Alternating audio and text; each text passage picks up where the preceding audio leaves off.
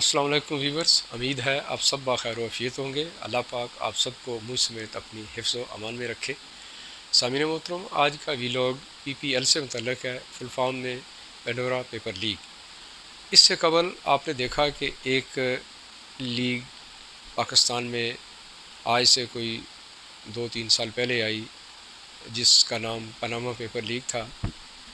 اس Panama paper league کے آتے ہی جس شد و مد سے اس کے پیچھے ہمارا میڈیا پڑا، اور پھر ہمارے آج کے وزیر اعظم جناب عمران خان صاحب نے زور دیا کہ اس کی انویسٹیگیشن کی جائے، اور یہ ڈیمانڈ رکھی کہ احتساب کا عمل اوپر سے نیچے شروع کیا جائے۔ آپ نے یہ دیکھا کہ پاناما پیپر لیگ کا مقدمہ بنا جس میں نواز شریف صاحب کا نام شامل ہوا، حالانکہ پاناما پیپر لیگ کی جو لسٹ تھی اس کے اندر ان کا نام نہیں تھا۔ بہرحال ایک مقدمہ بنانا تھا، اور پاناما پیپر لیگ کے سلسلے میں ایک جی آئی ٹی بنی، اور انویسٹیگیشن جب شروع ہوئی تو اس کا سارا فوکس صرف اور صرف نواز شریف صاحب کے اوپر آیا، اور آپ نے دیکھا کہ جے آئی ٹی کے کچھ ہمارے معزز قسم کے ہیرے تھے، انہوں نے جے آئی ٹی میں جو کچھ کیا دنیا کے سامنے وہ آیا، ایک ٹرک بھر کے ثبوت لائے گئے، میڈیا پہ دکھائے گئے، میڈیا نے بڑا زور و شور کیا اور بڑھ چڑھ کے دکھایا، خاص کر اے آر وائی نے۔ اور پھر ہوا یہ کہ ایک نگران جج بھی سپریم کورٹ آف پاکستان کے اس کے اوپر مقرر ہوئے، ان کی موجودگی میں یہ سب کچھ ہوا۔ اور پھر جب اس کا آپ نے دیکھا کہ فیصلہ آیا تو فیصلہ بالکل پاناما کے برعکس اقامہ کی صورت میں آیا، اور یہ اس میں واضح طور پر لکھا گیا کہ جی انہوں نے اقامہ رکھا ہوا تھا، پاکستانی پی ایم تھے جو ان کو نہیں رکھنا چاہیے تھا، اور دوسرا یہ کہ اپنے بیٹے کی فیکٹری سے، کارخانے سے، یا جو بھی انہوں نے وہاں بزنس کیا ہوا تھا اس سے واجب الاعلیٰ تنخواہ جو ان کو لینی تھی اس کو گوشوارے میں شامل نہیں کیا، لہٰذا یہ صادق اور امین نہیں رہے، اور ان کو ایک سزا معزولی کی صورت میں دی گئی۔ جن معزز جج صاحب نے انہیں سزا دی، جناب ارشد ملک صاحب، بعد ازاں ارشد ملک صاحب نے اعتراف جرم کہہ لے یا اعترافی ویڈیو کہہ لے وہ ریلیز کی، اور آپ سب نے دیکھا کہ انہوں نے یہ کہا کہ مجھ پر دباؤ ڈالا گیا اور یہ فیصلہ مجھ سے لیا گیا بلیک میل کر کے، کچھ پرانی سابقہ ویڈیو دکھا کر۔ پھر ارشد ملک صاحب تو اللہ کو پیارے ہو گئے، اور یہ کیس اب تک کسی نہ کسی شیپ میں چلتا جا رہا ہے۔ سامعین کرام، آپ نے یہ بھی دیکھا کہ جب یہ سارا معاملہ ختم ہو گیا تو اس کے بعد باقی اس پاناما لیگ میں جتنے لوگ تھے کسی کے خلاف آج تک کوئی مقدمہ درج نہیں ہے، اگر کہیں درج ہے تو اس کا کہیں ذکر نہیں ہے۔ آج آپ کے سامنے ایک پینڈورا پیپر لیگ سامنے آئی ہے، اور یہ جو لیگ ہے اس کے اندر بہت اہم قسم کے نام ہیں، خاص کر اس کے اندر میڈیا کے بڑے بڑے نام ہیں، اس کے علاوہ بزنس مینوں کے نام ہیں، سیاستدانوں کے نام ہیں، اور اس کے علاوہ اور بھی بہت خاص قسم کے نام ہیں۔ اس لیے اس پیپر لیگ کا جو ہے، یہ پینڈورا پیپر لیگ کا کوئی شخص نام نہیں لے رہا۔ جب یہ شروع میں آئی تو عمران خان صاحب نے ایک فرضی کہہ لیں یا ایک آپ یہ کہہ لیں کہ فارمل بات کر دی کہ اس کے اوپر انویسٹیگیشن ہونی چاہیے، لیکن آج تک کچھ بھی اس کے اوپر نہیں ہوا۔ تو دیکھتے ہیں کہ کیا وجہ ہے کہ اس وقت تک نہ کوئی میڈیا اینکر، نہ میڈیا کا کوئی اور شخص، نہ سیاستدان، کوئی بھی شخص اس کے اوپر نہ کوئی پروگرام کرنے کے پوزیشن میں ہے، کوئی تیار نہیں ہے، کوئی نام لینے کو تیار نہیں ہے۔ کیا وجہ ہے؟ تو میں آپ کے سامنے کچھ نام رکھتا ہوں، آپ خود ملاحظہ کیجئے کہ جب یہ نام اس پینڈورا پیپر لیگ میں ہوں گے تو اس کو انویسٹیگیٹ کون کرے گا؟ یہاں تک کہ ہمارے سپریم کورٹ آف پاکستان یا کوئی بھی معزز عدالت جنہیں سو موٹو کا اختیار حاصل ہے، چاہیے تو یہ تھا کہ جتنے اہم قسم کے نام اس کے اندر ہیں بغیر کوئی وقت ضائع کیے اس کے اوپر سو موٹو لینا چاہیے، لیکن عدالت عالیہ ہے، ہم ریکویسٹ ہی کر سکتے ہیں، اور اب بھی عدالت عالیہ سے ریکویسٹ کرتے ہیں کہ پینڈورا پیپر لیگ کے خلاف سو موٹو ایکشن لیا جائے۔ سامعین محترم، میں آپ کے سامنے نام رکھتا ہوں، آپ خود ہی ملاحظہ فرمائیں۔ آڈیو کی صورت میں میں آپ کے سامنے نام پڑھ کے تو کچھ ساتھ تفصیل بھی دیتا جاؤں گا، آپ خود اندازہ کر سکتے ہیں کہ یہ کتنی مقدس گائے ہیں۔ تو آئیے ملاحظہ فرمائیں۔ جی، تو سامعین محترم، آپ نے کچھ ڈیٹیل ویڈیو کلپ کی صورت میں ملاحظہ فرمائی۔ پینڈورا پیپر لیگز میں آپ دیکھیے کہ 12 ملین ڈاکومنٹس اور فائلز کا تذکرہ ہے۔ یہ انکشاف خفیہ دولت کا ہے، جو بڑے بڑے لیڈروں کی ڈیلز اس کے اندر شامل ہیں، سیاستدانوں کی ہیں، اور اثر و رسوخ رکھنے والے لوگوں کی ہیں۔ اچھا، ان میں پاکستانی کوئی 700 لوگ ہیں۔ یہ ICIJ نے پبلش کی ہے، اور پینڈورا پیپر لیک سے پہلے پاناما پیپر لیکس بھی انہی لوگوں نے شائع کی تھی۔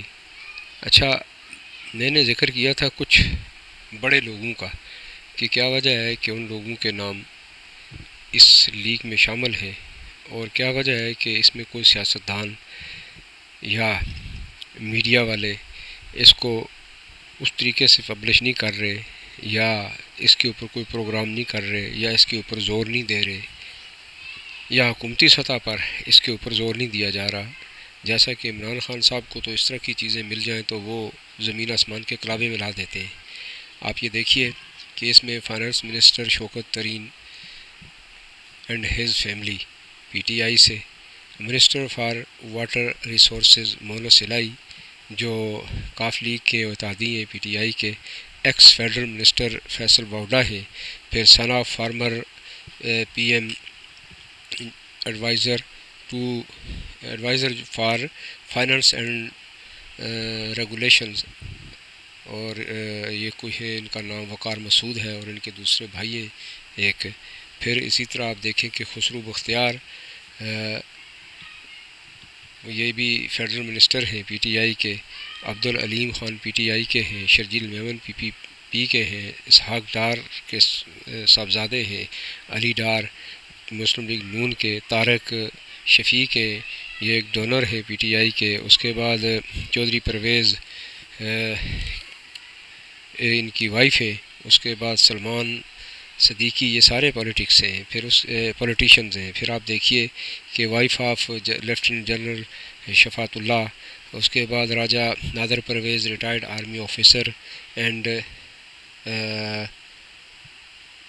فارمر منسٹر، پھر اس کے بعد major general Nusrat Naeem former ISI director general, پھر اس کے بعد عمر اینڈ اسد خٹک، یہ son of former PF chief Abbas Khattak, پھر lieutenant general retired Khalid Maqbool ان کے سن ان لا ہیں۔ اس کے بعد جی lieutenant general retired Tanveer Tahir کی وائف ہے زہرا طاہر۔ پھر اگر ہم آگے دیکھیں تو یہ نام آ جاتے ہیں جی، اللہ آپ کا بھلا کرے، بزنس مینوں کے۔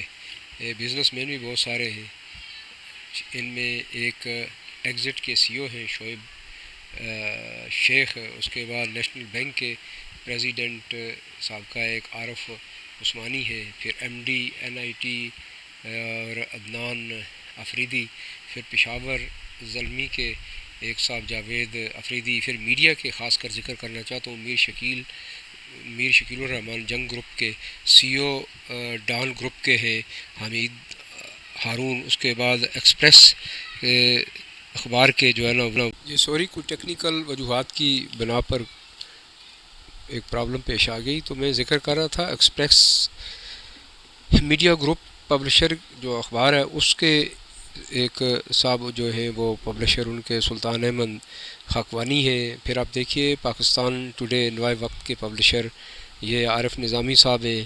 پھر government group also known as G N N T V channels, یہ لوگ ہیں۔ آپ یہ دیکھیے یہ جو 5 لوگ جن کے میں نے آخر روز تذکرہ کیا، یہ سارے میڈیا گروپ کے لوگ ہیں۔ اس سے پہلے کچھ ریٹائرڈ آرمی آفیسرز ہیں، اور پھر اس سے پہلے جو میں نے ذکر کیا وہ کچھ سیاستدان ہیں۔ تو آپ یہ دیکھیے کہ یہ سارے اثر رسوخ والے لوگ ہیں۔ ان کے نام جب اس بار پنڈورا پیپر لیگ میں آئے تو گویا سب کو سانپ سونگھ گیا ہے، کسی شخص نے آج تک وہ شروع کے بعد نام تک نہیں لیا۔ تو کیا اگر یہی کچھ ہوگا سامعین، یہ کچھ آپ کے ساتھ شیئر کیا۔ جی، آپ نے اب تک کے نام جو میں نے آپ کے سامنے پیش کیے اندازہ ہو گیا ہوگا کہ یہ کتنے امپورٹنٹ قسم کے نام ہیں۔ تو ایسے میں کون ان ہستیوں کے نام لے گا اور کون پنڈورا پیپر لیگ کو آگے لے کر چلے گا؟ سامعین محترم، جس ملک میں انصاف ختم ہو جائے، سچ بات سے نظریں چرائی جائیں، حقیقت حال سے جان بوجھ کر صرف نظر کیا جائے، تو اس ملک میں کبھی سکون نہیں ہوتا۔ اور جیسا کہ آپ دیکھ رہے ہیں آج جو کچھ ہمارے اس ملک پاکستان میں ہو رہا ہے، کہیں بھی کوئی خیر کی خبر ہمیں نظر نہیں آتی۔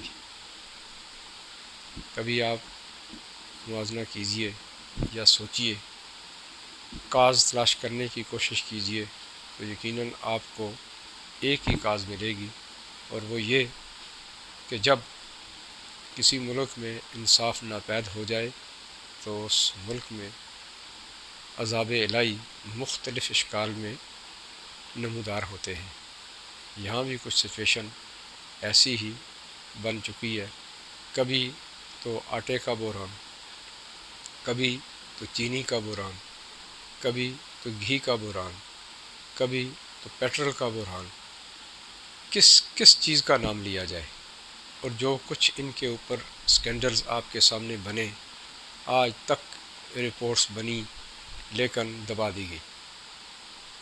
ناانصافی کی حد ہے، اس لیے کہ اس میں بڑے لوگوں کے جب نام آتے ہیں تو پھر ٹانگیں کانپنا شروع ہو جاتی ہیں، یا یہ کہہ لیں کہ خود مفادات اس کے اندر شامل ہوتے ہیں۔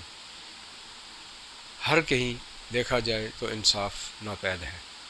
آپ چھوٹی سے چھوٹی عدالت بھی لے لیں، یہی سچویشن ہے کہ ایک شخص جو مقدمہ آج سے 40 سال 50 سال پہلے درج کر کے اس کی پیروی کرتے کرتے اللہ کو پیارا ہو جاتا ہے، لیکن وہ مقدمہ جوں کا توں رہتا ہے، اور یہاں تک کہ اس کے بیٹے وہ مقدمہ بھگت رہے ہوتے ہیں، اور پھر اس کا نتیجہ اسی کے حق میں آ جاتا ہے۔ یہ اس ملک میں ہو چکا ہے، آپ نے کئی بار یہ چیزیں دیکھی ہیں۔ آپ خود سوچئے کہ جب انصاف کا معیار یہ ہوگا تو پھر عذاب الہی مختلف صورتوں میں ہم پہ نازل ہوتے رہیں گے۔